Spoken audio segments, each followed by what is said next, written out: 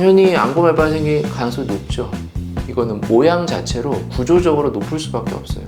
눈이 들어가면 좀 덜 하겠죠. 근데 이렇게 되면 가뜩이나 이 밑에서 이렇게 올려 받쳐서 이렇게 해서 뒤집히지 않게 이렇게 올려줘야 되는 상황인데, 눈이 나오니까 이게 이렇게 되는 게 아니라 이렇게 돼버리잖아요. 이렇게 모양 자체가 이렇게 되기가 쉽잖아요. 그래서 돌출되신 경우에는 안검외반의 가능성은 실제로 높아요. 많이 돌출일수록 높고, 특히 앞광대가 낮을수록 더 높고.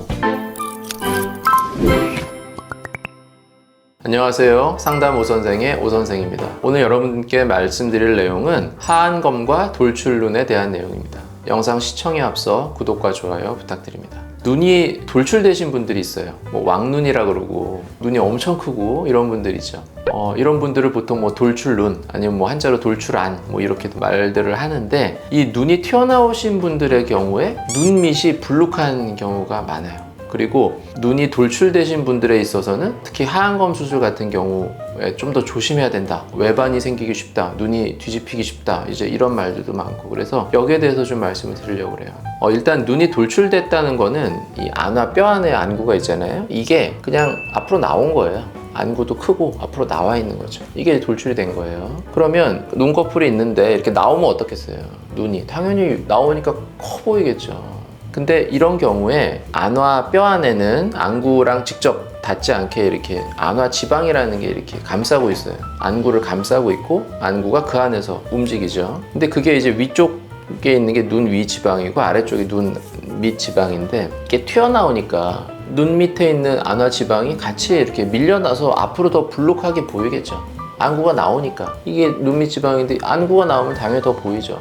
거꾸로 안구가 들어가면 눈밑 지방이 별로 안 나와 보이고, 이건 당연한 거예요. 그러다 보니까 눈밑이 돌출돼 보이는 느낌이 훨씬 크죠. 안구가 돌출되신 분들이. 그러다 보니까 눈밑이 불룩한데 상대적으로 아래쪽은 어떻겠어요? 안구가 나왔는데 아래쪽 앞 광대 쪽은 상대적으로 좀 꺼져 보이겠죠. 이게 위에가 나오니까. 특히나 볼륨이 없으면 더 꺼져 보이죠. 그러다 보니까 위에는 나오고 여기는 꺼지니까 눈밑이 더 불룩해 보이고, 이 눈밑 지방이 더 심해 보이면서 아래로 그늘도 더 져 보이고 다크서클도 당연히 더 심해져 보이죠. 그러다 보니까 눈밑 수술을 하려고 하시는 분들 중에서 많은 분들이 눈이 돌출된 경우가 많아요. 이미 그런 분들은 이미 젊을 때부터 그런 모양이기 때문에 나 눈밑이 좀 다크가 심하다 이렇게 이미 알고 계시고, 그러다 보니까 수술을 많이 하게 되는데, 이런 경우에 이제 하안검을 할 수도 있죠. 이제 나이가 들어서 처짐도 생기고 이러다 보면 당연히 하안검도 할 수 있는데, 이렇게 하안검을 하는 경우에 있어서 안검 외반이라 그래서 안검은 눈꺼풀을 말하고 외반은 바깥으로 이렇게 뒤집히는 거, 이렇게 뒤집히는 거예요. 이럴 확률이 높아진다 이거예요. 왜 높아지겠어요? 눈이 돌출이 되니까 이 눈꺼풀이라는 게 이렇게 안구를 밑에서 이렇게 감싸고 있는데, 이게 돌출되면 어떻게 되겠어요? 당연히 이렇게 되겠죠. 당연히 안검외반이 생길 가능성이 높죠. 이거는 모양 자체로 구조적으로 높을 수밖에 없어요. 눈이 들어가면 좀 덜 하겠죠. 근데 이렇게 되면 가뜩이나 이 밑에서 이렇게 올려 받쳐서 이렇게 해서 뒤집히지 않게 이렇게 올려줘야 되는 상황인데, 눈이 나오니까 이게 이렇게 되는 게 아니라 이렇게 돼버리잖아요. 이렇게 모양 자체가 이렇게 되기가 쉽잖아요. 그래서 돌출되신 경우에는 안검외반의 가능성은 실제로 높아요. 많이 돌출일수록 높고, 특히 앞광대가 낮을수록 더 높고, 돌출됐는데 이 밑에는 더 꺼졌어요. 그러면 이게 더 뒤집히죠. 그럼 밑에 앞광대 볼륨이라도 이렇게 있어야 이게 좀 올라와서 이렇게 좀 맞춰주는데, 그러다 보니까 돌출눈에 지방이 많은데 앞광대는 꺼져 있는 이런 분들은 이제 안검외반이 더 생길 가능성이 높은 거죠. 그래서 수술을 할 때 이제 주의해서 해야 되겠죠. 수술을 할 때 피부를 자르는 양 같은 것도 많이 안 자르고, 그 다음에 외안각 고정이라고 이렇게 근육을 고정을 할 때도 돌출 정도가 보통일 때 내가 한 이 정도 높이에 이렇게 당겼다, 이 정도 높이에서 딱 고정을 했다, 그러면 돌출이 좀 있으면 약간 높여서 고정을 이렇게 당겨서, 여기보다 약간 높여서 고정을 하면 살짝 더 이렇게 약간 올라가면서 더 이렇게 받쳐주겠죠. 그런 방법을 조금 쓰죠. 그래서 외안각 고정으로 이렇게 받칠 때 조금 더 감싸줄 수 있게 더 이렇게. 그러고 앞광대 볼륨이 적은 경우에는 지방이식을 같이 해서 볼륨을 같이 좀 늘려주죠. 이렇게 꺼지면서 이렇게 뒤집히지 않게 여기 볼륨을 이렇게 만들어줘요. 올려줘요. 이런 방법들도 쓰고, 그 다음에 수프 리프팅 같은 경우도 좀 수프를 더 이렇게 올려서 밑에 볼륨을, 그것도 역시 볼륨을 채워주는 목적으로 그런 방법도 쓰죠. 그래서 하안검을 할 때 이제 조금 주의해서 이렇게 하는 경우들이 있어요. 근데 그러다 보면 이 바깥쪽 외양각 고정을 할 때 약간 의식적으로 좀 올린단 말이에요. 뒤집혀지지 않게 하려고. 그러다 보면 그냥 적당하면 큰 문제가 없는데 너무 과하게 올릴 때, 이게 그냥 보통으로 이렇게 내가 이렇게 눈이 그냥 이 정도 높이로 이렇게 당기면 되는데, 이렇게 당기게 되면 어떻게 되겠어요? 눈이 이렇게 당기는 게 아니라 이렇게 되면 올라가겠죠. 이렇게 많이 올라가면 눈이 많이 가려질 수도 있죠. 그러다 보면 눈꼬리가 올라가면서 눈이 작아지는 그런 느낌이 들 수도 있죠. 그래서 이거는 적당하게 이제 해야죠. 뭐든지 내가 뒤집히는 거를 막는 것만이 뭐 전부는 아니잖아요. 그거는 어느 정도 막으면서 동시에 눈 모양도 어느 정도를 적당하게 맞춰야 되니까, 그거는 이제 수술을 하면서 이렇게 맞춰보면서 해야 돼요. 이렇게 당기는 위치나 이런 고정하는 정도도 잘 맞추면서. 그래서 그런 얘기도 제가 봐서 말씀을 드리는 거예요. 돌출눈의 경우에 하얀 거 말했더니 뭐 외반이 생겼다 이런 얘기들도 있지만 오히려 눈이 작아졌다 뭐 이런 말씀을 하시는 분들. 그래서 그거는 이제 결론은 항상 적당하게 이렇게 해야 된다고 말씀을 드리는데, 돌출의 정도도 다르고 눈 밑 지방의 볼륨이라든지 앞광대의 높이라든지 뭐 앞광대 쪽의 지방의 볼륨, 이게 다 다르잖아요. 근육의 양도 다르고. 게다가 수술하는 게 더 어려운 거는요, 누워서 있어요. 수술할 때 서 있거나 앉아 있으면 이렇게 안구가 이렇게 될 거 아니에요. 이렇게 그냥 보통 정도잖아요. 그러니까 이게 돌출이 돼 있어요. 근데 이 상태가 누우면 어때요? 누우면 안구가 이렇게 떨어지죠. 안구가 누우면 돌출된 정도가 적어져요. 근데 우리가 수술할 때는 누워서 해야죠. 서서 어떻게 해요? 앉아서. 이게 모든 게 다 내가 딱 계획을 해서 정말 앉았을 때 요만큼 내가 몇 미리 탁 하고 여기 딱 맞춰서 이렇게 탁 해야겠다, 이렇게 해서 딱 그대로 할 수 있는 게 아니에요. 수술을 하다 보면 이미 마취 주사를 놓으면서부터 막 붓기 시작하고 이게 막 정도가 막 달라져 버려요.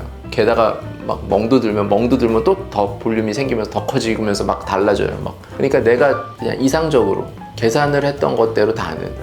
누워있으면 누워있는 이 상태에서 이렇게 해서 이 정도 볼륨에 이렇게 하면 앉았을 때 이렇게 되더라, 이런 자기만의 그런 경험이 쌓이는 거예요. 그래서 그걸로 수술을 하는 거죠. 그래서 하여튼 돌출눈의 경우에는 외반이 생길 가능성이 좀 높아요. 저도 이제 그런 경험들이 있고, 이거를 뭐 100% 맞겠다 뭐 이렇게 하는 것보다는 최대한 이제 조심해서 하죠. 피부를 자르는 양도 줄이고. 근데 설명을 하는 게 중요해요. 설명을. 수술 전에 이럴 수도 있다, 눈의 특징 자체가 좀 돌출이 되신 분이고 이러기 때문에 다른 사람보다는 조금 그럴 위험성이 좀 있습니다. 근데 최대한 그런 일이 생기지 않도록 조금 더 이런 방법들을 이용을 해서 최대한 안 생기도록 해보겠습니다. 이제 이렇게 사전에 설명을 하는 게 중요하다는 거예요. 그런 내용이 전혀 없이 잘 될 거예요, 뭐 수술하면 좋아집니다, 걱정 마세요, 이렇게만 딱 말하고 딱 했는데 하고 났더니 좀 약간 이렇게 땡긴단 말이에요. 그러면 원래 좀 돌출돼서 그래요, 뭐 이렇게 말하면 이게 같은 내용이라도 좀 그렇죠. 듣는 사람 입장에서는 기분이,